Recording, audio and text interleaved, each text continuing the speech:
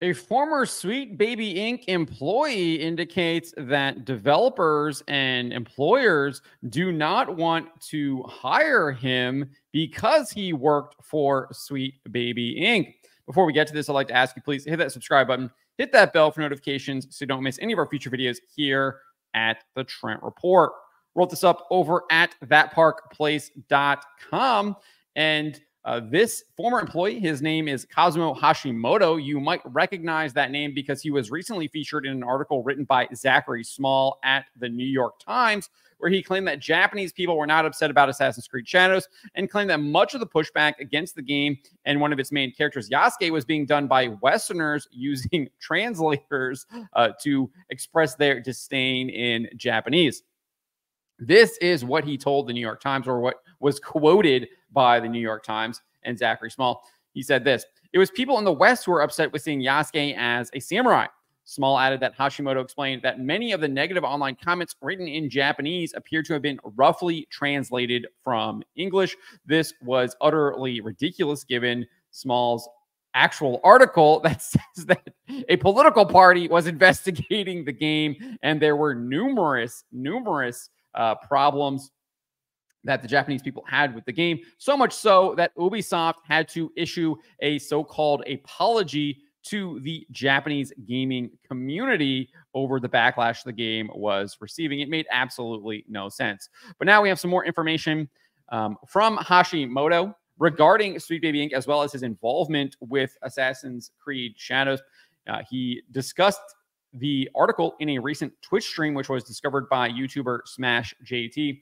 Hashimoto provided more details specifically about the article, saying, "A couple of months ago, the New York Times actually got in touch with me to ask me about Assassin's Creed, in which I was like, yeah, reception's honestly like kind of positive. And a lot of the comments you'd see under videos were like straight up like Google Translate comments, which is pretty obvious." So he doubled down on what he told the New York Times and what was reported by Small that he had informed him. However, he then noted how annoyed the Japanese people are with certain aspects of the game. Again, like, this is just utterly ridiculous. These people can't keep their story straight. So he's just saying that most of the reception is positive and that the people criticizing it were using Google Translate. But then he goes on and says, and like, people are like annoyed with some of the inconsistencies and issues with Shadows, which is like the buildings and stuff being wrong, or certain clothing and whatnot, right? Or the fact that the art team basically stole a sign from a reenactment troupe in Japan. So which is it? Is it people are upset and annoyed about all of these problems that they see with the game? Or is it honestly like kind of positive? Which one is it? Which one is it? Because it can't be both. It can't be.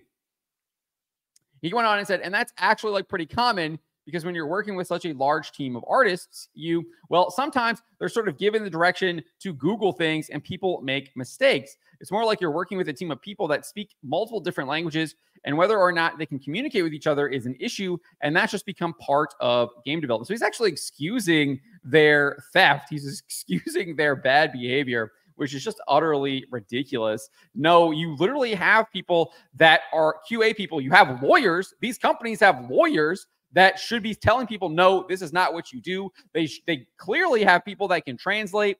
So this is just inexcusable, and I don't think that Hashimoto here should be excusing this stuff. I mean, this is what happens, though, when you're part of the Access Media. When you actually work with these companies and they're paying you, you'll excuse all kinds of bad behavior, especially if you don't have integrity. If you are not honest with yourself and can determine what is right or wrong, or actually, even if you can determine what is right and wrong, be able to act upon what you see is right or wrong. And clearly, Hashimoto was unable to do that because he's literally excusing people stealing. Like, that is what he is doing here. Utterly ridiculous.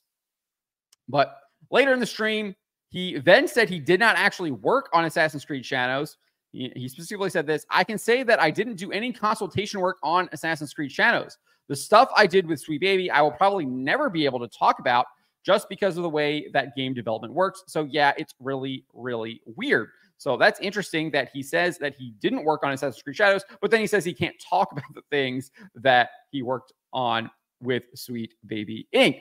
So who knows? Who really knows if he worked on Assassin's Creed Shadows? I mean, on one sentence, he says he didn't. And then in the next sentence, he's like, well, I can't really talk about the things I worked on, so I can't really tell you. But then this is what's really interesting. He goes on and says, I have a feeling that I'm going to get blamed for changes and decisions made on a game that I worked on that weren't even that I didn't even know about or wasn't even aware of or not even part of. So did he work on Assassin's Creed Shadows or did he not? Or is he talking about another game? It's not really clear if you listen to the video, because he literally is talking about Assassin's Creed Shadows, says he didn't work on the game, but then he literally says that he did work on a game. Is that game Assassin's Creed Shadows? I don't know. It's unclear. It's absolutely unclear. Nevertheless, he continues saying, because when you're a consultant, they just kind of pull you in and they ask you for like suggestions, and whether or not those suggestions are actually taken is up to the director. It's up to the director.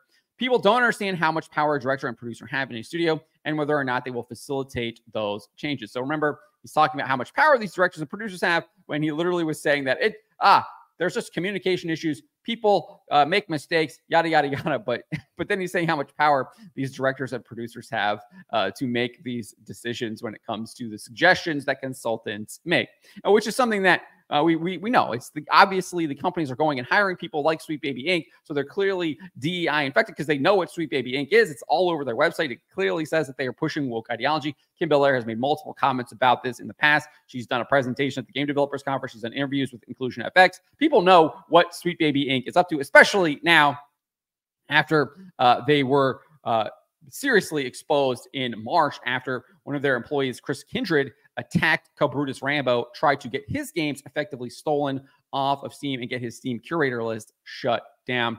Really blew up in their face. And then Kim Belair ran a bunch of cancel campaigns running to the media, trying to get Valve and Steam to shut Cabrutus Rambo down. It did not work. It blew up in their face. And now they are enemy number one when it comes to the video game industry for many gamers, including myself. They are what is wrong with the video game industry, because they are trying to inject woke ideology, which, as I've discussed many times on this channel, is evil. It's wrong.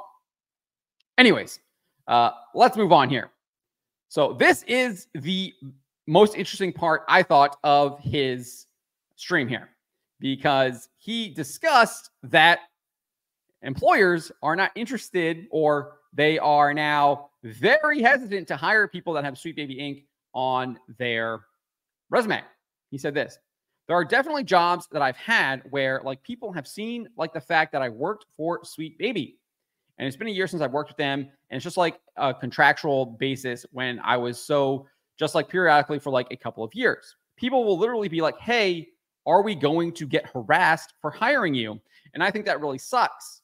That instead of like, we'll protect our employee, the employer or the potential person giving you the contract will be more concerned about that than protecting their employees kind of effed up. So I think he's implying here that a lot of employers and game developers are heavily skeptical of hiring people that worked with Sweet Baby Inc. Now he's saying it's because he thinks that the company might get harassed. I honestly feel like it has more to do with the fact that we've seen more and more companies literally get boycotted. Their games get boycotted, and they end up being financial disasters. We saw this with Suicide Squad Kill the Justice League. We saw this with Concord. We saw this with Kenzera Tales of Zal. We saw this with we saw this with Flintlock, The Age of Siege, or whatever that game is called. I mean, the list goes on and on and on.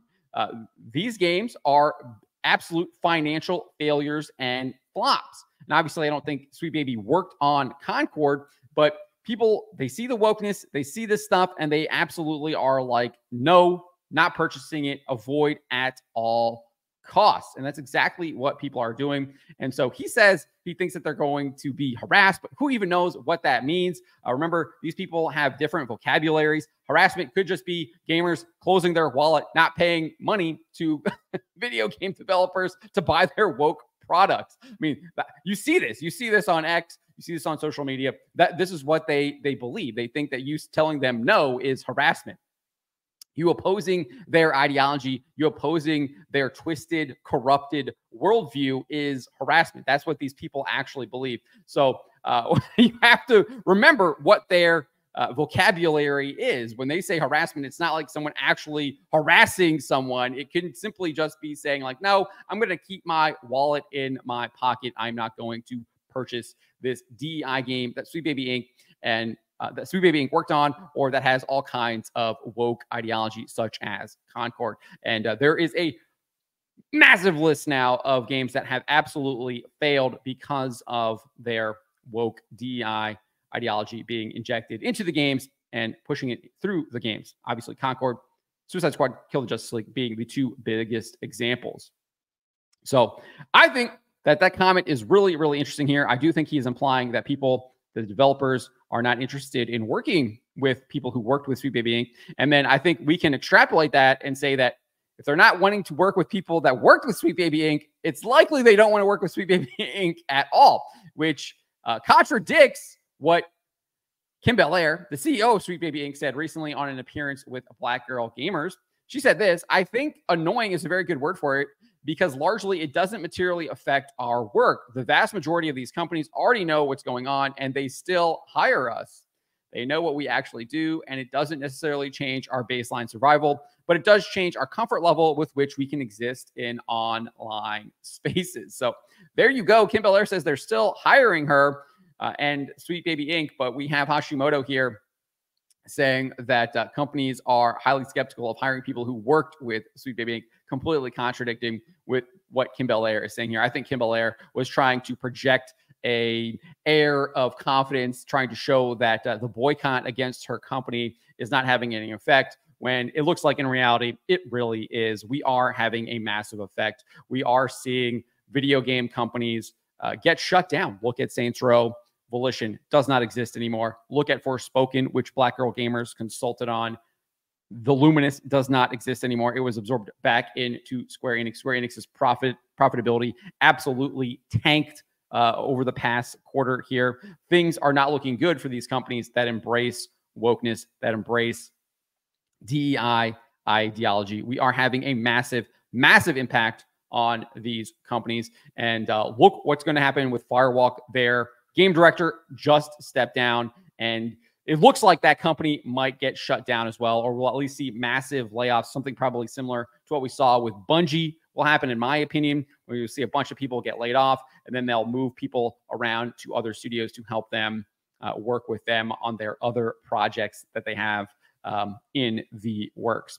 But we are having an effect, and I think this proves it here. Hashimoto revealing, in my opinion, that employers, game developers are very hesitant to work with people who worked with Sweet Baby Inc. And it's likely that they're hesitant to work with Sweet Baby Inc. and other woke consultancies out there.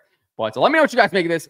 Let me know in the comments below. Remember to always be charitable, especially to each other, but to always speak the truth.